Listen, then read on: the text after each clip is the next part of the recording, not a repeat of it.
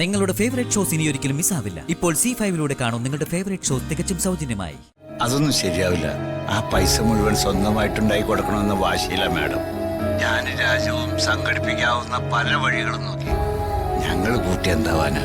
എന്തിനാ വർമ്മ സാറ് കൊടുക്കാമെന്ന് പറഞ്ഞിട്ട് പോലും മാഡം അത് നിരസിച്ചു. അങ്ങനെ ഒരു വാശിയില പ്രതിക മാഡം. എന്നെ പരിഹസിക്കാനായിട്ട് പറഞ്ഞാണോ? അയ്യോ, ഞാനെന്തിനാ യാമിനി നിന്നെ പരിഹസിക്കുന്നേ? ഞാൻ കാര്യമായിട്ട് പറഞ്ഞതാ. എന്തായാലും ഇവിടെ വീട്ടിനടുത്ത് നല്ല ഹോസ്പിറ്റലും നല്ല ഡോക്ടർമാരും ഉണ്ടല്ലോ. പിന്നെ ഒരു അത്യാവശ്യ ഘട്ടം വന്ന ഗർഭിണിയായ ഒരു സ്ത്രീയെ എങ്ങനെ പരിപാലിക്കണമെന്ന് എന്റെ മുത്തശ്ശിയും അമ്മയും എന്നെ നല്ലതുപോലെ പഠിപ്പിച്ചിട്ടുണ്ട്. അതോർത്ത് അമ്പിയ ചേച്ചിക്ക് ഒരു ടെൻഷനും വേണ്ട. ചേച്ചിയുടെ പേരക്കുട്ടി അയ്യോ സോറി, അങ്ങനെ പറയാറായിട്ടില്ലല്ലോ അല്ലേ? ദിവ്യയുടെ കുഞ്ഞിന് പൂർണ്ണ ആരോഗ്യവാനായി തന്നെ അമ്മയ്ക്കും കുഞ്ഞിനും ഒരു കുഴപ്പമില്ലാതെ തന്നെ കിട്ടും. ചേച്ചി ധൈര്യമായിട്ടിരിക്കേ. നമുക്ക് കാണാം. എന്ത്? അല്ല, അതിവക്കറിയാം യാമിനിക്ക്.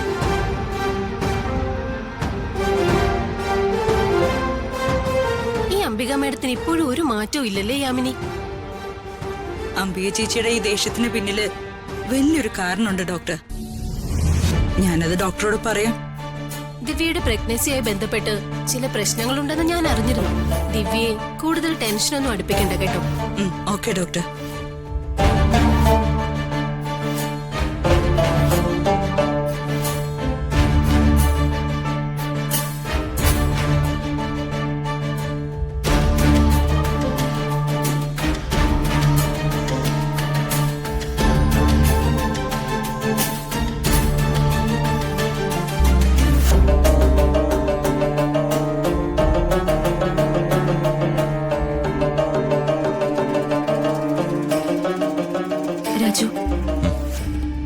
രാജുവിന് ഒരുപാട് മാറ്റങ്ങളുണ്ട്. അതെന്താ അങ്ങനെ പറഞ്ഞ? കല്യാണം നടന്നിട്ടില്ലെന്ന് അച്ഛനോട് പറയാൻ ധൃതി കാണിച്ച് നടന്ന രാജുവിനല്ല ഞാനിപ്പോ കാണുന്നത്. ഇപ്പൊ രാജുവിന് അതേക്കുറിച്ച് ഒരു ചിന്തയും ഇല്ലാതെ നടക്കുന്നത്. എന്തോ അച്ഛനോട് അങ്ങനെ പറയണ്ടെന്ന് തീരുമാനിച്ചോ? അതാണോ ഇങ്ങനെ മൗനം പാലിക്കുന്നത്? ഏയ് അല്ല മാഡം, ഇപ്പൊ അത് പറയാൻ ശ്രമിച്ചാ കിട്ടാൻ പോകുന്നതേ നെഗറ്റീവ് റിസൾട്ട് ആയിരിക്കും. അതെന്താ അങ്ങനെ പറഞ്ഞ്? ഇപ്പൊ വർമ്മ സാറിനോട് പറഞ്ഞ അത് അച്ഛനറിയും. ഒന്നാമതേ അച്ഛന് സുഖമില്ലാണ്ടിരിക്കുക. ഈ അവസ്ഥയിലെ സത്യങ്ങൾ അച്ഛനറിഞ്ഞ അത് താങ്ങാൻ അച്ഛന് പറ്റില്ല. ഒരിക്കലും പൊറുക്കാനാവാത്ത തെറ്റായി പോവും ഞാൻ ചെയ്യുന്ന. അതുകൊണ്ട് അച്ഛന്റെ ഹെൽത്തൊക്കെ ഒന്ന് സ്റ്റേബിൾ ആവട്ടെ, അത് കഴിഞ്ഞ് പറയാൻ കരുതി. അത് മാത്രമല്ല, ഡോക്ടറും പ്രത്യേകം പറഞ്ഞതാ അച്ഛന്റെ മനസ്സ് വിഷമിപ്പിക്കുന്ന കാര്യങ്ങളൊന്നും പറയരുതെന്ന്. എനിക്ക് മനസ്സിലാവും രാജു. രാജു വിഷമിക്കണ്ട. അച്ഛന്റെ ഹെൽത്ത് എത്രയും പെട്ടെന്ന് തന്നെ ഓക്കെ ആവും, എനിക്ക് ഉറപ്പുണ്ട്. അത് മാത്രമല്ല എന്നെ അലട്ടുന്ന പ്രശ്നം. എത്രയും പെട്ടെന്ന് രുക്മിണി മാഡത്തിന്റെ ക്യാഷ് കൊടുത്ത് തീർക്കണം. എനിക്ക് തോന്നുന്നത് അതിനുള്ള വഴി എത്രയും പെട്ടെന്ന് തന്നെ തെളിയുന്ന. കാരണം ദിവ്യയോട് ഞാൻ ചെയ്തത് ശരിയായിരുന്നില്ല. അതുകൊണ്ട് നമുക്കതിന് മുടക്കം വന്നോണ്ടിരുന്നത്. പക്ഷെ ഇനി ഉറപ്പായിട്ടും ഒരു മുടക്കവും സംഭവിക്കില്ല.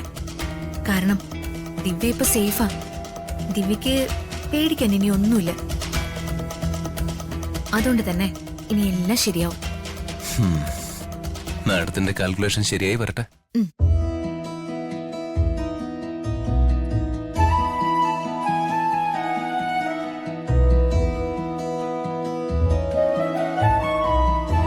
പാലിന് 1848, പത്രത്തിന് 480, പലചരക്ക് 1950,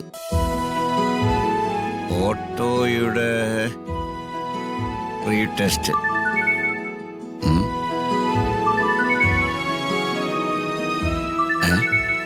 പത്മാവതി മാഡാണല്ലോ. വേണിച്ചേട്ടാ, ഞാനാ. Hello Padmavathi madam. ഞാൻ വെറുതെ വിളിച്ചതാ. കുറച്ച് വേണിച്ചേട്ടനെ വിളിക്കണമെന്ന് വിചാരിക്കുന്നു. അവിടെ എല്ലാരും സുഖമായിരിക്കുന്നോ? നിങ്ങളുടെ അവിടുത്തെ ഹൗസ് ഓണറുമായിട്ട് നിങ്ങൾക്കെന്തോ പ്രശ്നമുണ്ടെന്ന് ഞാൻ അറിഞ്ഞല്ലോ. വേണുചേട്ടാ, അവിടുത്തെ കാര്യങ്ങളൊക്കെ ഞാൻ അറിയുന്നുണ്ട്. അതെ മാഡം, ചെറിയൊരു പ്രശ്നമുണ്ട്. എന്തിനാ വേണുചേട്ടാ എന്നെ അന്യായിട്ട് കാണുന്നത്? എന്ത് പ്രശ്നമുണ്ടെങ്കിലും എന്നോട് തുറന്നു പറയാലോ. അല്ല മാഡം, അത് അവിടെ ഇത്രയേറെ പ്രശ്നങ്ങൾ ഉണ്ടായിട്ടും പൈസയുടെ ബുദ്ധിമുട്ടുണ്ടായിട്ടും എന്നോട് എന്താ വേണുചേട്ടാ ഒരു വാക്ക് പറയാത്തെ? മാഡം അങ്ങനെയല്ല, മാഡത്തെ അന്യായിട്ട് കണ്ടിട്ടില്ല. കഴിഞ്ഞ ദിവസം രമ്യർ മാഡം തമ്മിലൊരു വാക്ക് തർക്കമുണ്ടായി. അതിനിടയിൽ ഐഷയുടെ ചികിത്സയ്ക്കായി മേടിച്ച 10 ലക്ഷം രൂപയുടെ കാര്യവും ഒരു സംസാരമായി. ഋതിക മാഡത്തിന്റെ സ്വർണം മുഴുവൻ ഈടായി കൊണ്ടുപോയി കൊടുക്കാന്ന് പറഞ്ഞു. എന്താ വേണുചേട്ടാ, ഇത്രയും പ്രശ്നങ്ങൾ ഉണ്ടായപ്പോ എന്നെ ഒന്ന് വിളിക്കായിരുന്നില്ലേ? വർമ്മ സാർ അറിഞ്ഞ വർമ്മ സാർ തന്നെ സഹായിച്ചേന്. പക്ഷെ അതൊന്നും രാജുവിന് ഇഷ്ടമല്ല. അത് മാത്രമല്ല, ഋതിക മാഡത്തിന്റെ മനസ്സിൽ ചെറിയൊരു വാശിയുണ്ട്. അതെന്താന്ന് വെച്ചാ ശ്രീയുടെയും ഹരീഷിന്റെയും മുടങ്ങിപ്പോയ കല്യാണം നടത്തി കൊടുത്തുകൊണ്ടാണ് രുക്മിണി ഇപ്പോ ഇടഞ്ഞു നിൽക്കുന്നത്. ആദ്യം കല്യാണം മുടങ്ങിയത് ഋതിക മാഡം കാരണമാണെന്ന ബോധ്യവും ഋതിക മാഡത്തിനുണ്ട്. വേണുചേട്ടാ, അതൊന്നും സാരമില്ല. ചേട്ടാ ഇങ്ങോട്ടേക്ക് ഒരു ദിവസം ഇറങ്ങി, കാശ് ഞാൻ റെഡിയാക്കിക്കോളാം. മാഡം, അതൊന്നും ശരിയാവില്ല. ആ പൈസ മുഴുവൻ സ്വന്തമായിട്ടുണ്ടായി കൊടുക്കണമെന്ന വാശിയില്ല മാഡം. ഞാൻ രാജുവും സംഘടിപ്പിക്കാവുന്ന പല വഴികളും നോക്കി. ഞങ്ങൾ കൂട്ടി എന്താവാനാ? എന്തിനാ വർമ്മ സാറ് കൊടുക്കാമെന്ന് പറഞ്ഞിട്ട് പോലും മാഡം അത് നിരസിച്ചു. അങ്ങനെ ഒരു വാശിയില ഋതിക മാഡം. അവൾ അങ്ങനെ ഒരു വാശിയിലാണോ? ആ, വാശി കാണുമല്ലോ. അച്ഛന്റെ അതേ വാശിയാണല്ലോ അവൾക്കും. അക്കാര്യത്തിൽ അവളും ഒട്ടും പുറകിലോട്ടല്ല. വേണുവേട്ടാ, ഞാനൊന്ന് ആലോചിക്കട്ടെ.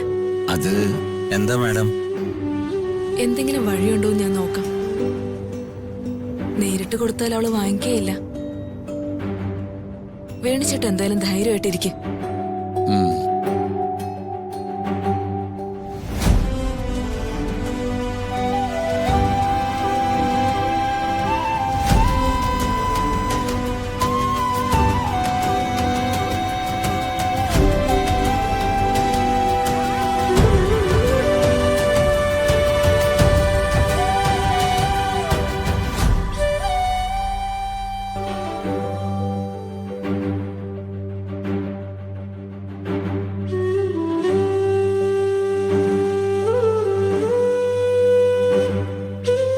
രാജു, ദിമ്മിക്ക് അവിടെ കുഴപ്പമൊന്നും ഉണ്ടാവില്ലല്ലോ അല്ലേ?